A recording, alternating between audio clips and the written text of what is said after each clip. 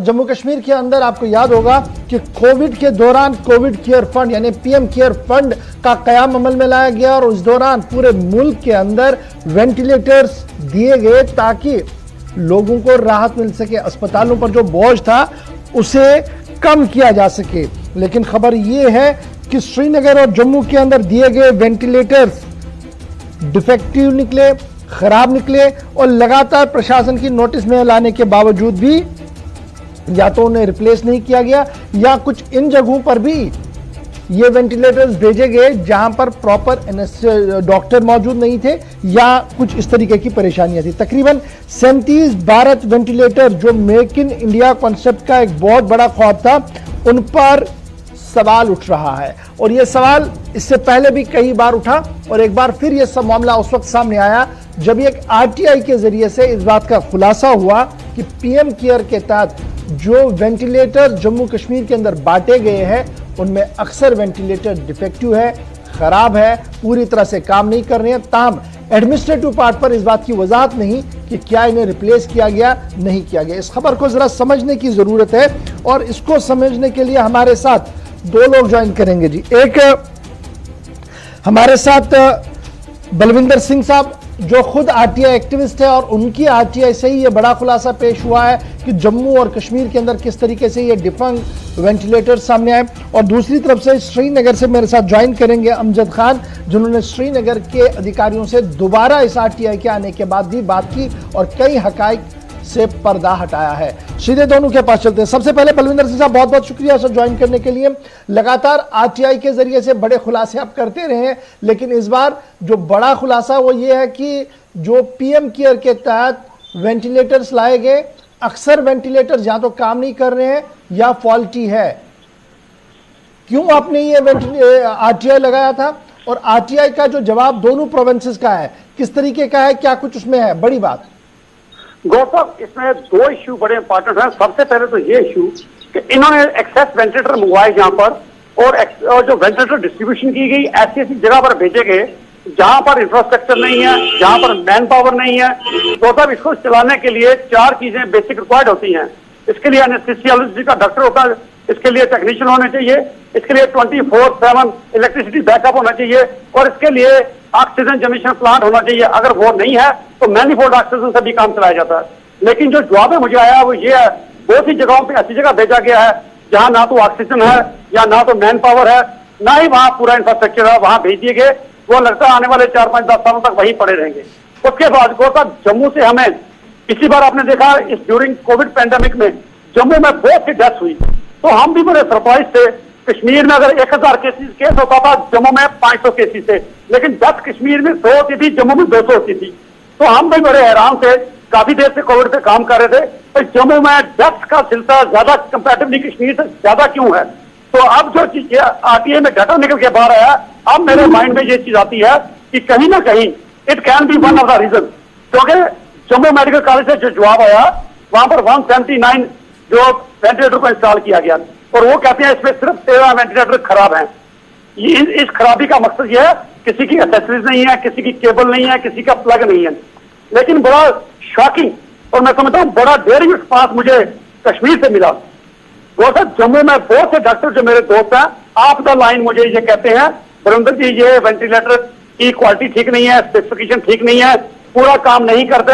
अब हमारी मजबूरी है, ये पीएम केयर में आए हैं, अगर हम कुछ बोलेंगे ये प्रधानमंत्री जी के खिलाफ बोल रहे हैं, हमें उठा के फेंक दिया जाएगा, सारा नजवा हम पे गिरेगा। इसलिए हम ऑन द रिकॉर्ड आपको रिकॉर्ड में कुछ नहीं दे सकते। आप द रिकॉर्ड कहते हैं कि ये वेंटिलेटर बहुत ज्यादा खराब है। और लेकिन मैं सलूट करता हूँ कश्मीर की HOD anaesthesiology and critical care management को, जिन्होंने ये बिल्कुल क्लियर पिक्चर वाजिया कर दी, पब्लिक के सामने रख दी कि इन वेंटिलेटर की कंडीशन क्या है। मैं वो आपको ब्रीफ कर दूं। सर 3 किस्म के वेंटिलेटर पूरे जम्मू कश्मीर में आए, जिसमें बाथ वेंटिलेटर्स हैं, एग्वा वेंटिलेटर्स हैं, दमन 3। ये 3 किस्म के वेंटिलेटर वही जम्मू में आए, वही कश्मीर में गए। और कश्मीर में जो 165 वेंटिलेटर्स एसएमएचएस हॉस्पिटल को दिए गए, उन्होंने आगे वो जीएमसी को दिए। जीएमसी ये कहती है कि जो बाथ वेंटिलेटर्स के 37 वेंटिलेटर्स हमारे पास आए वर put in trial run, however all these ventilators returned to medical superintendent due to compression heat problem which resulted in sudden shutdown of these ventilators. Thus, these ventilators do not support patient care management. दूसरा, cause of एग्वा ventilator, ये यहाँ पर 3 इनको मिले trial के लिए जो उन्होंने इंस्टॉल किए, एसएमएचएस में फिर लिखते हैं, however these ventilators are not functional due to certain problems like display not working properly, problems in generating tidal volume. Cause of, हम ये देखते हैं अमूमन कि लोग समझते हैं सिर्फ ये हवा देने का काम करता नहीं, इसमें टाइडल वॉल्यूम जनरेट की जाती है और उसके बाद FiO2 ऑक्सीजन ये मिक्सर करके लोगों को जितना जिसका वेट है उसके हिसाब से उसको वॉल्यूम दिया जाता है जी। ऐसे ही दमन 3 जो वेंटिलेटर आए 125 से, वो भी ये HOD लिखती है, जो दमन वेंटिलेटर है ये DRD हॉस्पिटल में रखे हुए हैं, इसमें से 2 हमने उठाए ट्रायल रन के लिए in order to ascertain whether these ventilators generate required tidal volume. After a trial run, it was observed that tidal volume had not generated. दूसरा, the required FiO2 could not be delivered to the patient.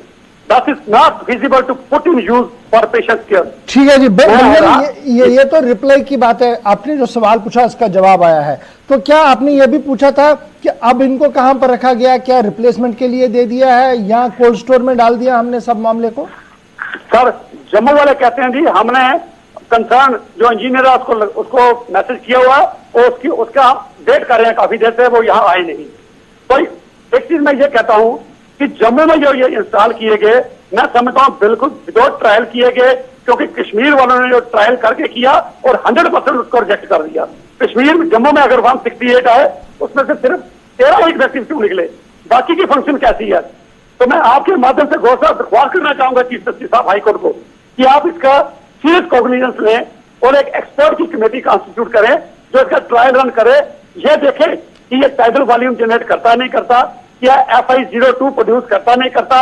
Otherwise लोगों की जान के साथ खिलवाड़ समझेंगे आप। जो जम्मू में डेथ पहले हुई है, मैं समझता हूं कि कश्मीर वालों ने समझदारी का सबूत दिया, उन्होंने अपने पेशेंट के साथ किसी किस्म की कोई कंप्रोमाइज नहीं किया। बलविंदर सिंह जी, आप स्टैंड बाई रहिएगा मेरे साथ अमजद भी श्रीनगर से। अमजद, क्या कुछ आपका रिसर्च इस RTI के आने के बाद, चूंकि आपने और खंगालने की कोशिश की, इन डेप्थ जाने की कोशिश की गई, क्या कुछ फ्रॉम द हॉर्सेज माउथ खबर है? देखिए गवर्नर साहब, जब हम लोग स्टार्ट करते हैं PM केयर फंड के बारे में जानना चाहते हैं तो कई तरह की बातें हमें सामने पता चलती हैं। PM केयर फंड्स में से वेंटिलेटर्स बनाने और सप्लाई करने के लिए 2000 करोड़ रुपए का एक अमाउंट दिया गया था सरकार की तरफ से पूरे देश के अंदर, जहां पर अलग अलग जो कॉन्ट्रैक्ट अमाउंट्स है PM केयर फंड के तहत वेंटिलेटर्स बनाने के लिए 3 बड़ी कंपनियों को दिए गए थे। फॉल्ट्स वहीं से शुरू होते हैं। जब हम लोग थोड़ा सा डेप्थ में जाते हैं तो 2 बड़े न्यूज एजेंसीज के बड़े आर्टिकल्स स्क्रॉल और इंडियन एक्सप्रेस से पता चलता है कि पहले भी ऐसे कई सारी बातें सामने आई हैं, क्योंकि जिन कंपनियों को ये कॉन्ट्रैक्ट्स दिए गए थे सरकार द्वारा, सबसे पहले उन कंपनियों को कोई भी स्टैंडर्ड गवर्नमेंट सेट करके नहीं दिया कि किन स्टैंडर्ड्स के तहत आपको वेंटिलेटर्स प्रोवाइड करनी है, क्या उनमें फिजिकल कैपेबिलिटीज या कैपेसिटीज होनी चाहिए। उसके बाद एक कंपनी तो ऐसी है जिसको ये कॉन्ट्रैक्ट दिया गया जिन्होंने आज तक कभी भी वेंटिलेटर्स बनाए ही नहीं, यानी पहली बार वो कंपनी वेंटिलेटर बना रही है और करीब 10,000 वेंटिलेटर्स बनाने का कॉन्ट्रैक्ट उन्हें मिला है। उसके बाद अगर हम लोग जम्मू कश्मीर की तरफ आए तो इन्हीं 3 कंपनियों ने जम्मू कश्मीर भी वेंटिलेटर्स सप्लाई किए हैं। बात SMHS हॉस्पिटल की हो रही है, जहां पर 165 के करीब वेंटिलेटर्स पहुंचाए गए थे जो डिफंक्ट पाए गए अलग अलग तरह से। सबसे पहला उनमें डिसफंक्शन ऑटो शटडाउन का, उसके बाद दूसरा लॉट मंगाया गया, जब उसको देखा गया तो उसमें मॉनिटर्स काम नहीं कर रहे, तीसरा लॉट मंगाया गया तो उसमें टाइडल फ्लो मेंटेन नहीं हो रहा, और इसी तरह से अलग अलग हॉस्पिटल्स या अलग अलग जितने भी सेटअप्स हैं जहां पर इन 3 कंपनियों द्वारा बनाए गए वेंटिलेटर्स पहुंचाए गए थे, उनमें से कई सारे अलग अलग वेंटिलेटर्स में ऐसी ही डिसफंक्शनिंग पाई गई। सबसे बड़ी बात, SMHS हॉस्पिटल के एनेस्थेसियोलॉजिस्ट जो HOD हैं डिपार्टमेंट के, वो कहते हैं कि हमें रिक्वायरमेंट ही नहीं थी, यानी हमारे पास इस तरह का कोई ऑर्डर हमने प्लेस नहीं किया था, सरकार ने अपनी मर्जी से हमें ये भेजा। जब हमने टेस्ट किया तो ये सब टेस्ट फेल कर चुके थे और उसके बाद हम लोग किसी भी तरह का रिस्क नहीं ले सकते थे पेशेंट्स के साथ, क्योंकि कहीं सारे तो ऐसे वेंटिलेटर्स निकले जो पहले तो पास हुए लेकिन फिर जब पेशेंट्स के सामने ले गए ऑपरेट करने की कोशिश की तो वो फंक्शनल नहीं हुए, उनका जो कंप्रेसर है वो हीट होने स्टार्ट हुआ, उनकी जो टाइडल फ्लो है वो मेंटेन नहीं हुई। और फिर उसके बाद हमने वो रिजेक्ट कर दिए। सबसे बड़ी बात गवर्नर साहब, लगभग 304 करोड़ रुपए की ये लागत से यहाँ पर मंगाए गए वेंटिलेटर्स थे। 165 वेंटिलेटर्स जो एसएमएचएस और अन्य हॉस्पिटल्स में पहुंचाए गए थे, सभी डिस्फंक्ट पाए गए हैं। डीआरडीओ हॉस्पिटल में भी ऐसे कहीं सारे लगाए गए, जो एक इंडियन डिफेंस एजेंसी द्वारा बनाए गए एक वेंटिलेटर्स थे जो वहां पहुंचाए गए, उनमें से भी जो बेसिक टेस्ट के लिए 2 भेजे गए एसएमएचएस हॉस्पिटल में, उनकी भी रिपोर्ट यही है कि वो भी डिफंक्ट थे। यानी सरकार ने अपनी तरफ से तो पूरी कोशिश की कि वेंटिलेटर पहुंचाए जाए, लेकिन वेंटिलेटर की क्वालिटी क्या होनी चाहिए वो कहीं पर भी सर्टिफाई नहीं हुई। वेंटिलेटर कौन से हॉस्पिटल में पहुंचाना है, क्या वहां रिक्वायरमेंट है या नहीं, इस पर कोई भी तहकीक नहीं की गई। और लगभग 15 से ज्यादा ऐसे सवाल है जो बलविंदर जी ने अपने आरटीआई में पूछे थे, जिनके जम्मू से तो उन्हें कुछ खासे जवाब नहीं मिले, लेकिन कश्मीर के अंदर से एसएमएचएस हॉस्पिटल से जो जवाब सामने आए हैं उनमें कई तरह के खुलासे सामने रखे गए हैं। और सबसे बड़ी बात, जब हम लोग इसमें सवाल पूछें डॉक्टर्स से या कंसर्न अथॉरिटीज से, तो कोई भी जवाब देने के लिए तैयार नहीं।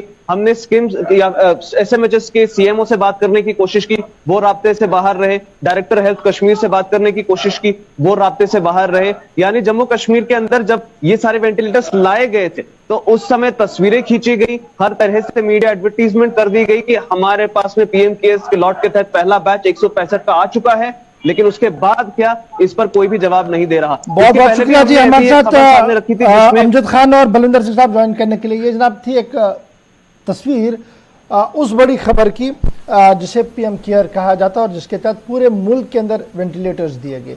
पूरे मुल्क के अंदर भी इस तरीके की छोटी छोटी खबरें आपने बहुत सुनी होगी, लेकिन जम्मू कश्मीर के जाविये से ये उस वक्त एथेंटिकेट होकर सामने आई जब एक आरटीआई के खुलासे में सरकार ने खुद इस बात का इतराफ किया कि फॉलिटी वेंटिलेटर्स है, काम नहीं कर रहे हैं, इसलिए इनको शेल्व किया गया जी, साइड पर रख दिया गया। लेकिन सवाल यहां पर यह नहीं है कि आपने शेल्व कर दिया, सवाल यहां पर यह है कि जो सेंट्रल नोडल एजेंसियां हैं उन्होंने किस तरीके से इनको क्लियरेंस दी है, और क्या जो हिज़्ब इख्तिलाफ की तरफ से सवाल पूछे जा रहे हैं, क्या उन सवालों की कोई हकीकत है? अगर है तो फिर कार्रवाई क्यों नहीं? एक बड़ा